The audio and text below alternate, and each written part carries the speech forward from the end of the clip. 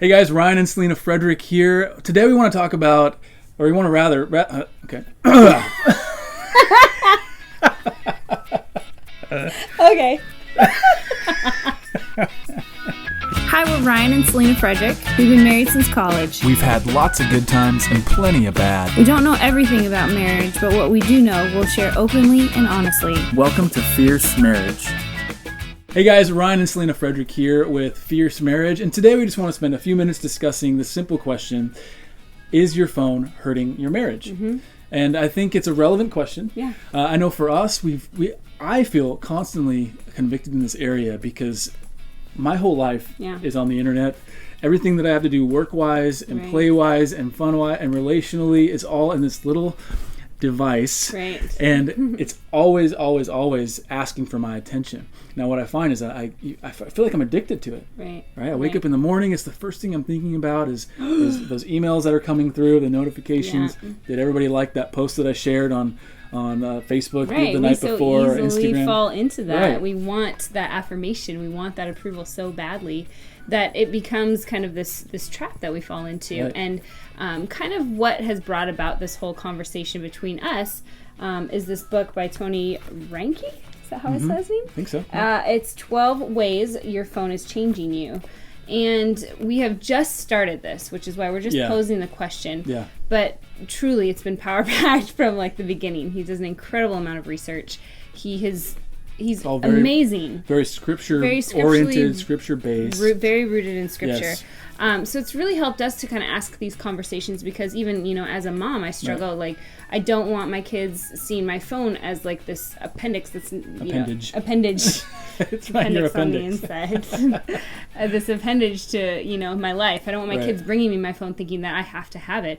And so there's so much around our screens. And the temptation though is to see it as an inherent evil, and that's we don't want to say that because technology is okay. Yeah, we're not here technology to say is that. So one of the ways that Tony in the book defines technology, I'm probably not going to be perfectly quoting him here, but basically technology is a reordering of matter for the good of man. Mm-hmm. And so if you think about even all the way back to the garden, right, in Genesis 3, the Garden of Eden, or in Genesis 2, when God says, go forth, fill the earth and subdue it, do all those things. Well, and then the fall happened in Genesis 3, and they went out of the garden into the world, and they immediately started employing technology. Right.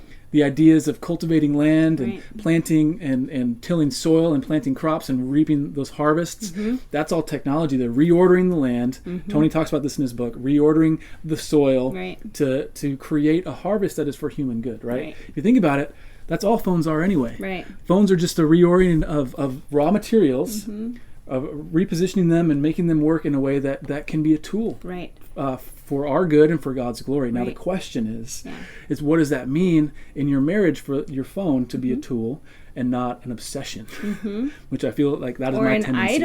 Or an idol that you're looking to and that you're functioning for and you're worshiping and you're all you desire is that. And I don't think many of us would consciously say like I'm addicted to my phone or I would do this, but when you look at some of the numbers and the stats that he puts in here, he's also been interviewed on a podcast that we listen to. We're checking our phones as adults at an average of like 150 times a day. Yeah, he said I think it's every 4.3 minutes. Is when the average person feels the impulse and probably will check their phone. Right, and it's affecting us on so many levels. Yeah. Our attention span has gotten shorter. Our appreciation for going into depth, and even he said it affects how we grieve things and people and how we feel. We don't walk through those emotions fully because we're so used to scrolling and getting on to the next thing. I mean, in the same sitting of looking at my phone personally, I can see the war in Syria and people dying and horrible acts happening, and you scroll once more and there's a friend on a vacation somewhere tropical and expensive, and it's how do we even the contrast is how unreal. Are we okay with that, and yet we are so guilty of finding ourselves at that place. But there are so many amazing ways that technology in a phone can be used for the glory of God and for our good. Absolutely. Namely, most of the stuff we post on Fierce Marriage and through even YouTube and all the different things is a function of it's happening through Right. technology. You're probably watching this video on right. a phone. So there's a balance, and I think what we're feeling convicted to do, and again, this video is not so much a here's 3 points, but it's let's talk about this. We're going to be talking about it in the upcoming videos. We just finished recording a podcast that's all about it. It starts this conversation, but it's much more in depth, and you can find that on our website very easily. But I think having a balanced view is important, and we get some of that. And of course, we want to go back to Scripture in 1 Corinthians. This is Paul writing here, and he says, "All things are lawful, but not all things are helpful. All things are good. All things are lawful, but not all things build up. Let no one seek his own good, but the good of his neighbor. Eat whatever is sold in the meat market without raising any question on the ground of conscience. For the earth is the Lord." The earth is the Lord's and the fullness thereof. And I think that last statement is the one that really sticks out to me. And it's what we talked about going back into Genesis 3 when they're, or Genesis 3 and on, when they're they're cultivating the soil. That's technology at work, right? It's all God's. We are merely stewards of this creation. And so it's not inherently bad. It's like we talked about this fire. Fire is horrible, right? Because it'll burn your house down. But how foolish would we be to abolish fire? Right? We need it. We need to cook our food. We need it to heat our homes. We need it to heat our flesh and our bones. We need to light things. It's all a function of this idea of fire. But if we're using the wrong context, fire will burn your house to the ground. And so we feel like I think phones and technology can fall into that category. What are some tangible ways? I think I wanted to jump in there. What are some tangible ways that your phone may be affecting negatively your marriage? Yeah, I mean, we get a lot of people writing in about people being addicted to pornography on their phone. I mean, entertainment is completely accessible to no end. And there are so many people that are even, chatting, Snapchatting, messaging, texting, tweeting, all the things, Facebook, DMing. People of the opposite sex are commenting and engaging in things that really our hearts should not be engaging in. Our covenant, we've made this covenant, and this is happening outside of the covenant. So there's just a lot of temptation that can happen, again, if the tool is not being used in a way to bring God glory and honoring the covenant that we've made with our spouse. I think that, and on those lines, I think probably the biggest picture that I can paint for myself is that a phone has the endless potential to be distracting from everything that's important in life. Well, the here and now, which is all we have, here and now, the this present. moment, our neighbors that are to either side of our house, like if I'm just constantly online, never actually engaging with real life, our babies, our daughters, we have young daughters, how often are we on our couch on our phones and they're playing and jumping around and we're like shooing them off to the side or each other, right? And so it can start to hurt our marriage because we're not actually actively engaging with each other. And there's conditioning that happens there too. You text people in a different way than you actually speak to people. Like there's different ways of interacting with each other, and behaviorally there's this whole other culture, that we can find through our screens. And so again, just making sure we're having first things first. That God is first. He's at the heart of everything, and it's a battle. We have not conquered by any means, but some tangible ways that we've dealt with it are, trying to put time frames. And he outlines plenty of ways. Again, the video here, we're just trying to open the conversation, right?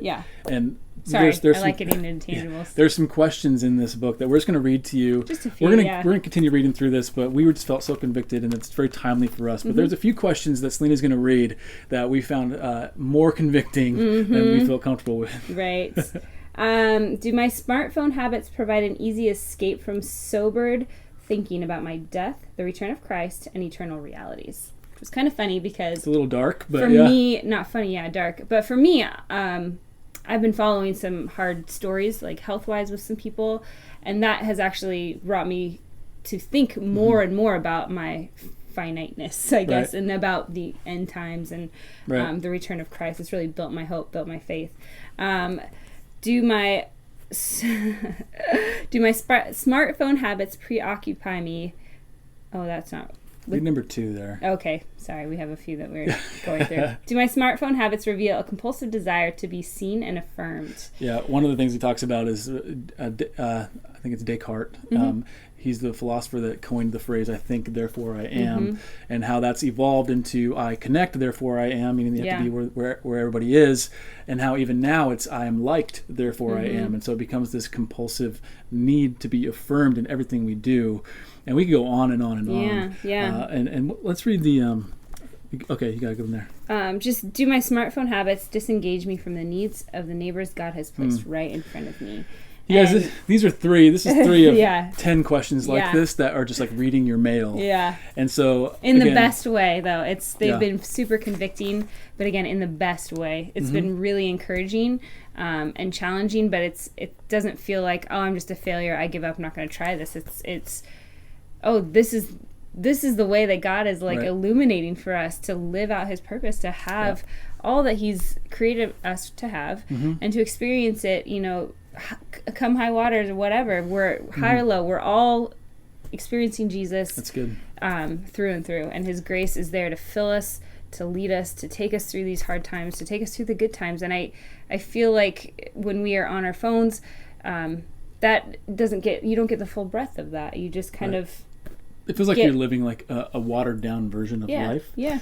And I think what we're feeling called to is a more conscientious way of consuming and using technology as a tool, and not a source of our own validation. Yeah. And that's a lot easier said than done. So here we are, posting a video, hopefully just to get you thinking about it, just like it's gotten us thinking. We'll definitely post a link to this book in the description of this video. And the podcast that we recorded. There'll be a bunch of links there. Yeah, and we hope you find this useful. We hope we didn't open too big a can of worms, but we will follow up with another video in the coming weeks. So otherwise, thanks so much for watching. Stay fierce, and we'll see you again soon.